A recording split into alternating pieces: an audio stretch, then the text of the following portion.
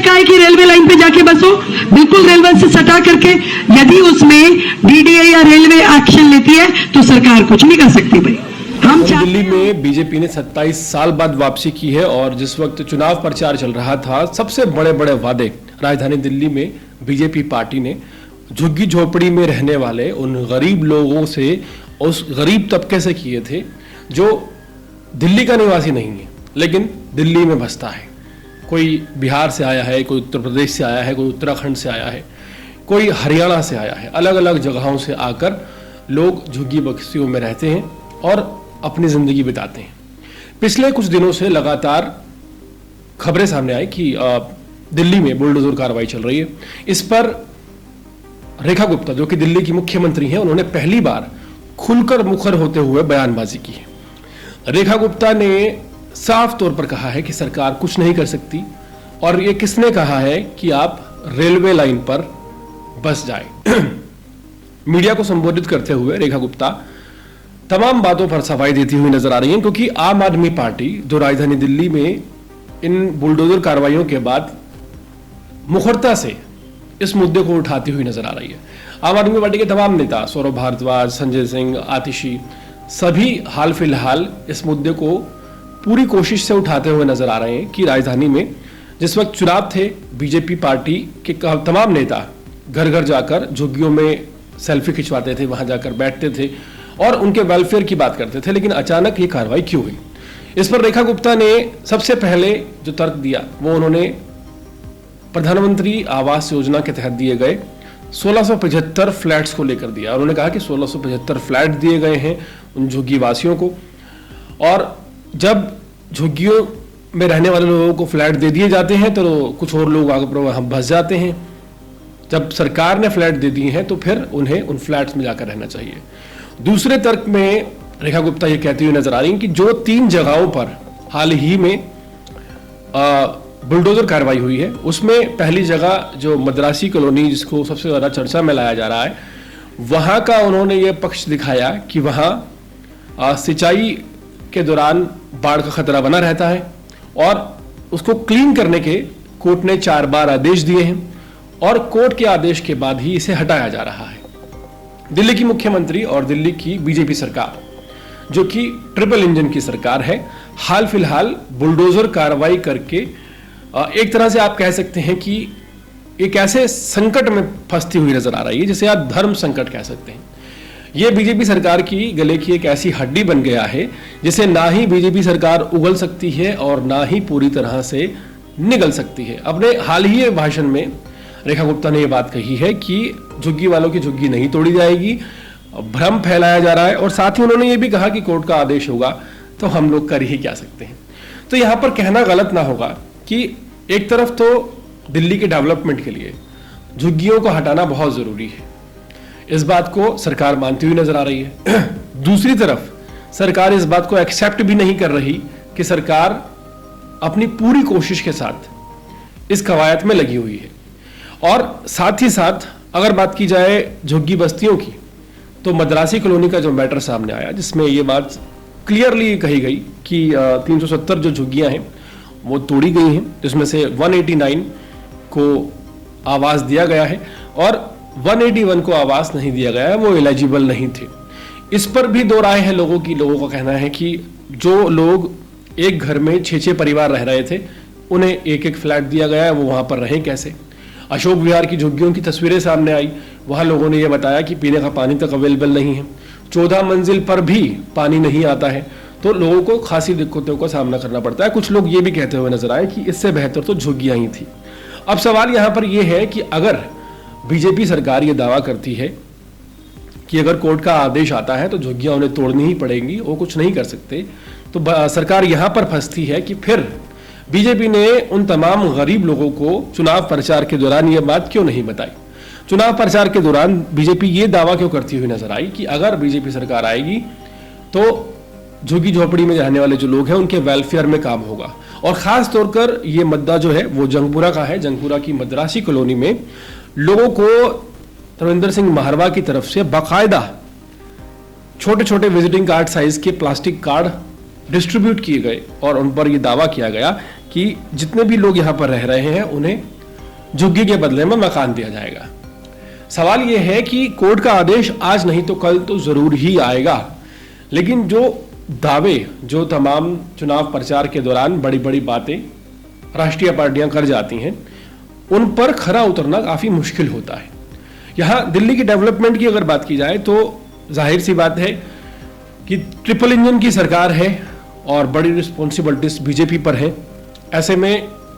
दिल्ली का एक बड़ा जन समुदाय इस बात का समर्थन करता हुआ नजर आ रहा है कि जो झुग्गियां तोड़ी जा रही हैं या जो इंक्रोचमेंट हटाई जा रही है, इलीगल अवैध रूप से जो लोग रह रहे हैं, उन्हें हटा देना चाहिए। हम भी इस बात का समर्थन करते हैं, लेकिन सवाल यह है कि आखिर वो लोग कहाँ जाएंगे, कहाँ बसेंगे और किस तरह से रहेंगे, ये एक बड़ा पहलू है। और जिन लोगों से वादा किया गया और जिन लोगों को कार्ड दिया गया, उनकी अगर डिमांड पूरी नहीं हो पाई और चुनाव के 100 दिन बाद ही, चुनाव जीतने के एक नई मुख्यमंत्री बनने के 100 दिन बाद ही अगर उन्हें घर से बेघर कर दिया गया, तो जाहिर है कि एक असुरक्षा की भावना उन सभी लोगों में यहाँ पर पनपती हुई नजर आएगी जो लोग झुग्गियों में रह रहे हैं, झोपड़ियों में रह रहे हैं और बड़ी मुश्किल से अपनी दिनचर्या चलाते हैं। यहाँ पर मैटर ये भी सामने आया कि जिन लोगों को झुग्गियां दी जा रही हैं उनसे 1.5 लाख रुपए की डिमांड, जो कि बहुत ही छोटी रकम है एक फ्लैट के तौर पर, लेकिन सोचिए जो लोग बड़ी मुश्किल से किसी तरह से अपना रोजगार करके रोजी रोटी कमा पाते हैं, उनके लिए 1.5 लाख रुपए का जो इंतजाम करना भी बहुत बड़ा यहाँ पर टास्क है। यहाँ पर सफाई देती हुई रेखा गुप्ता साफ तौर पर नजर आई। दूसरी तरफ आम आदमी पार्टी ने बड़े और संगीन आरोप लगाए हैं कि गरीबों को ऊपर जो रेखा गुप्ता सरकार है, बीजेपी सरकार है, वो अत्याचार कर रही है और जो भी उन्होंने तमाम वादे किए थे उन वादों को भूलती जा रही है, यानी कि वादा खिलाफी कर रही है। दिल्ली में झुग्गी झोपड़ी इलाके जो हैं वो एक बड़ी तादाद में बसे हुए हैं और कहीं ना कहीं अगर आप देखें तो अगर इस इंक्रोचमेंट को हटाया जाता है तो भी सरकार हटती है, अगर हटाया नहीं जाता है तो भी सरकार घिरती हुई नजर आती है। अब सवाल यह है कि क्या इन झुग्गियों को हटाया जाना चाहिए या नहीं हटाया जाना चाहिए। इसका जवाब भी साफ है कि अगर आपको अपने राज्य को, अपने सिटी को बेहतर बनाना है तो जाहिर है कि आपको जो गरीब लोग हैं उन्हें भी रहने की अच्छी जगह मुहैया करवानी होगी और साथ ही साथ आपको इलीगल इंक्रोचमेंट भी आज नहीं तो कल हटाना ही होगा। सबसे बड़ी बात यह है कि बिल्ली के गले में घंटी कौन बांधे। बीजेपी सरकार से पहले आम आदमी पार्टी की सरकार रही, उससे पहले कांग्रेस की सरकार रही, तो इन सरकारों ने क्या किया? जो झुग्गियां बसती गई उनको बसने दिया, बाकायदा मीटर्स लगे, वोटर आईडी कार्ड बने, राशन कार्ड बने, सभी सुविधाएं दी गई, लेकिन किसी भी सरकार ने ये नहीं सोचा कि इनको अगर हटाया जाएगा उस वक्त तक कितने साल हो चुके होंगे और फिर जाहिर सी बात है कि अगर एकदम से हटाया जाएगा तो इन लोगों का रहने की व्यवस्था कहाँ होगी, ये कहाँ जाकर रहेंगे, किस तरह से अपना जीवन यापन करेंगे। कहना गलत ना होगा कि उस वक्त की सरकारों ने बिल्कुल भी इस और ध्यान नहीं दिया, लेकिन सवाल यहाँ पर यह है कि अगर एक सरकार जो कि 27 साल बाद आती है वो अपने चुनाव प्रचार के दौरान एक बड़ा वादा कर देती है कि जहां झुग्गी होगी वहीं मकान होगा, तो ये वादा खिलाफी मानी जाएगी या नहीं मानी जाएगी, ये तो बात का प्रश्न है। पहली जो बात है वो यही है कि बिल्ली के गले में घंटी कौन बांधे, जो बांधेगा वो ही बुरा बनेगा। दिल्ली के विकास की अगर बात की जाए तो विकास ऑब्वियसली जब इंक्रोचमेंट हटेगी तो पॉसिबल हो पाएगा, लेकिन एक तरफ राजनीति है, दूसरी तरफ वो गरीब लोग हैं जो इस राजनीति का लगातार शिकार हो रहे हैं।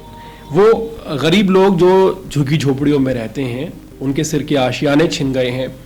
उनके पास रहने की जगह नहीं है, सामान उनका सड़कों पर है।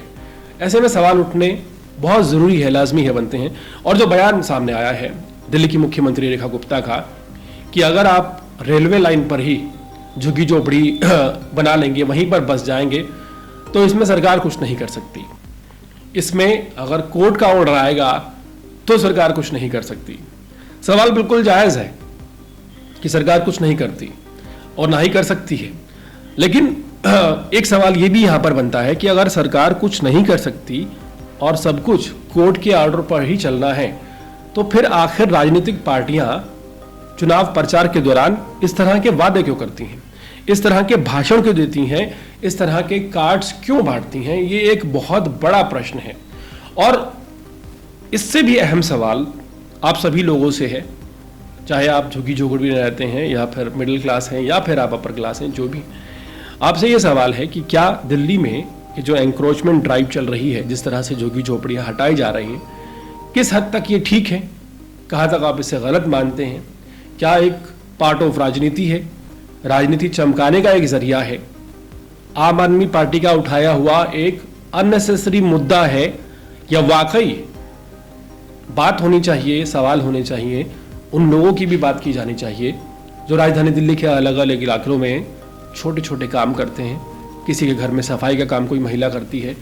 कोई इलेक्ट्रीशियन का काम करता है, कोई मजदूरी का काम करता है, कोई रेहड़ी पटरी चलाने के ऊपर अपना दुकान लगाता है, और कोई रिक्शा चलाकर